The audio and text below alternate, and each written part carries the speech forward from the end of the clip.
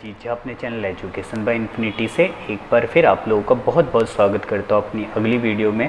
जैसा कि आप स्क्रीन पे देख सकते हैं कि आज का जो हमारा टॉपिक है वो है differentiability.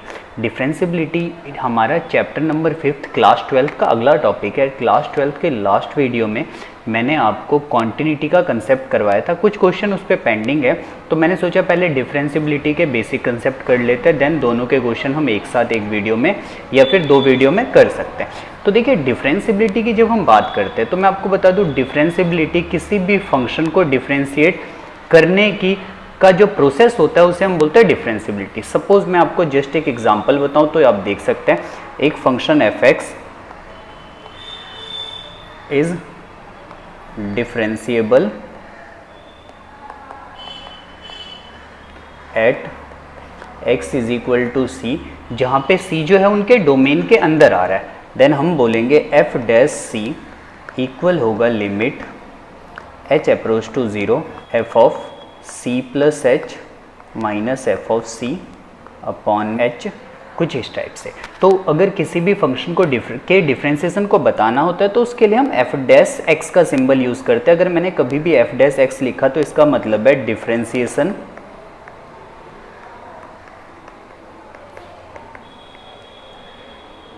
Of F X with respect to WRTX लिखते हैं, ये शॉर्ट फॉर्म होती है विद रिस्पेक्ट टू x। तो ये हमारे पास डिफरेंशिएशन का प्रोसेस है। अब आपको यहाँ पे एक चीज़ ध्यान रखना है कि जो लिमिटिंग वैल्यू होगी इस फंक्शन की वो हमेशा क्या करना चाहिए, वो एग्जिस्ट करना चाहिए, ठीक है। और लिमिट कभी भी एग्जिस्ट कब करती है, जब उसका लेफ्ट हैंड लिमिट और राइट हैंड लिमिट आपस में इक्वल होता है। ये आपने क्लास 11 के अंदर पढ़ा होगा।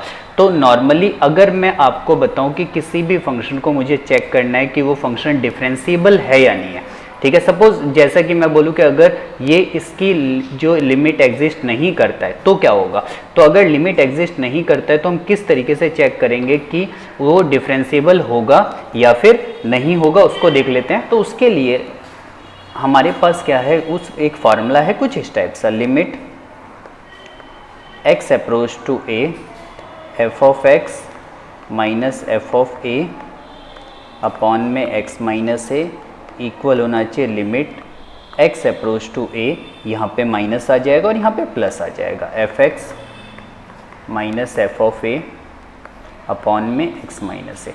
तो ये दोनों के दोनों फंक्शन आपस में क्या होने चाहिए, इक्वल होने चाहिए और एग्जिस्ट भी करना चाहिए। अगर ये दोनों के दोनों इक्वल होंगे और एग्जिस्ट करेंगे तो हम बोल सकते हैं कि जो f इज डिफरेंशिएबल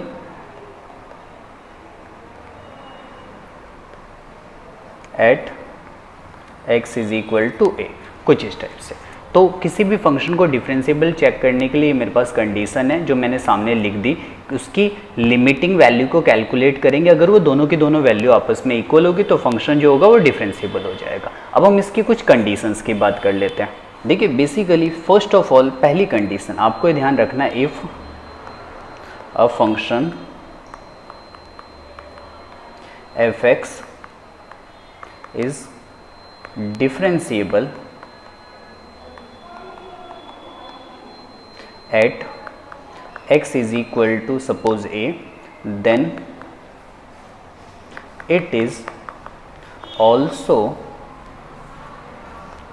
continuous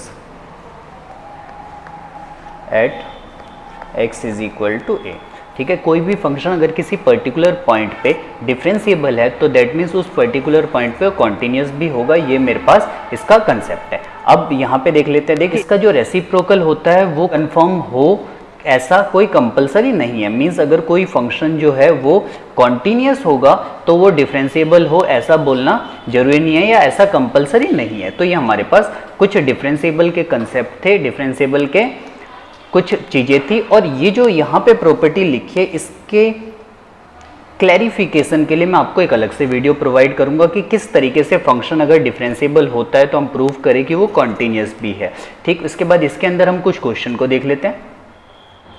तो देखिए क्वेश्चन सामने आप अपनी स्क्रीन पे देख सकते हैं, ये लिखा है prove that the function f given by F X is equal to X minus mod of X minus one is not differentiable at x is equal to one. हमें चेक करना है कि ये x is equal to one पे differentiable नहीं है। तो देखिए फर्स्ट ऑफ ऑल मॉड का क्वेश्चन है, तो आपको इसे क्या करना पड़ेगा, इसे यहाँ पे आपको डिफाइन करना पड़ेगा। तो हम इसको डिफाइन कर लेते हैं, mod of X minus one ये दो टाइप से कंसिडर करा जाएगा। ये पॉजिटिव होगा, और पॉजिटिव कब होगा, जब x माइनस वन जो होगा 0 से बड़ा होगा, दैट मीन्स x 1 से बड़ा होगा। उसके बाद ये नेगेटिव होगा पूरा फंक्शन,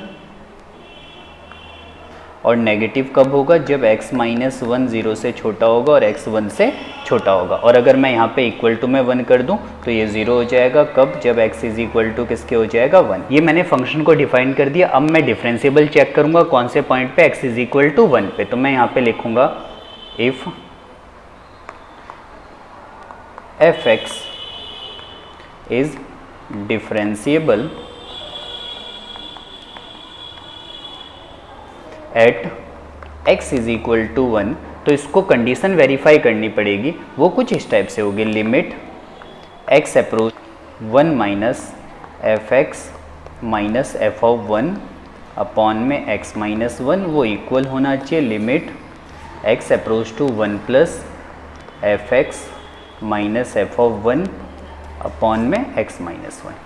तो कोई भी फंक्शन अगर डिफरेंशिएबल होता है तो उसका लेफ्ट हैंड डेरिवेटिव ये कुछ इस टाइप से और राइट हैंड डेरिवेटिव इस टाइप से, ये दोनों आपस में क्या होने चाहिए, इक्वल होने चाहिए। हम देख लेते हैं कि किस तरीके से हम इसे कैलकुलेट करेंगे।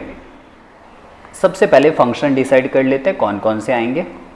1 माइनस का मतलब x की वैल्यू 1 से छोटी हो, और अगर x की वैल्यू 1 से छोटी हो तो ऑब्वियसली वो इसको कॉल करेगा, तो फंक्शन नेगेटिव में आ जाएगा, तो नेगेटिव x माइनस 1। ये f ऑफ 1 जो आप यहाँ पे देख रहे हैं, f ऑफ 1 का मतलब है x की वैल्यू 1 के इक्वल हो। x की वैल्यू अगर 1 के इक्वल होगी तो फंक्शन ऑब्वियसली क्या ले जाएगा, वो 0 ले जाएगा, अपॉन में x minus 1 equal to limit x approach to 1 plus का मतलब x की वैल्यू 1 से बड़ी हो, तो फंक्शन कौन सा हो जाएगा, ये पॉजिटिव वाला कंसीडर कर लिया जाएगा। और f ऑफ 1 फिर से वो यहाँ पे 0 ले लिया जाएगा, अपॉन में x माइनस 1।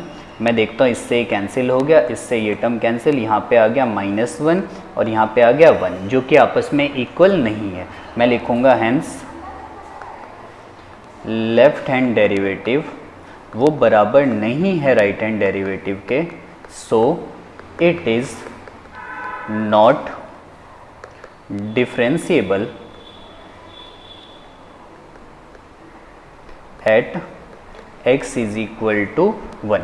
तो ये function x is equal to 1 पे डिफरेंशिएबल नहीं होगा। तो ये कुछ इस टाइप से था क्वेश्चन, ये बेसिक कंसेप्ट, और एक क्वेश्चन मैंने उसके साथ में आपको करवा दिया। इसके बाकी क्वेश्चन हम अगली वीडियो में देखेंगे, जब हम क्वांटिटी के भी कुछ क्वेश्चन और डिफरेंशिएबिलिटी के भी कुछ क्वेश्चन, और दोनों के दोनों आपस में कंबाइन करके अगर पेपर में आते हैं तो उसको किस तरीके से करेंगे वो भी हम समझेंगे। तो बस मैं इसके साथ ही इस वीडियो को ख़त्म करता हूँ। अगर आपको डिफरेंशिएबिलिटी का ये टॉपिक अच्छा लगे या फिर इसमें कोई भी प्रॉब्लम हो तो आप मेरे को मैसेज जरूर करिए, और आपके कुछ सजेशन है तो ज़रूर भेजिए। और अगर आप मेरे चैनल पर नए हैं तो मेरे चैनल को सब्सक्राइब और बेल आइकन प्रेस कर दीजिएगा, जिससे आपको मेरी वीडियोज़ की अपडेट डेली मिलती रहे।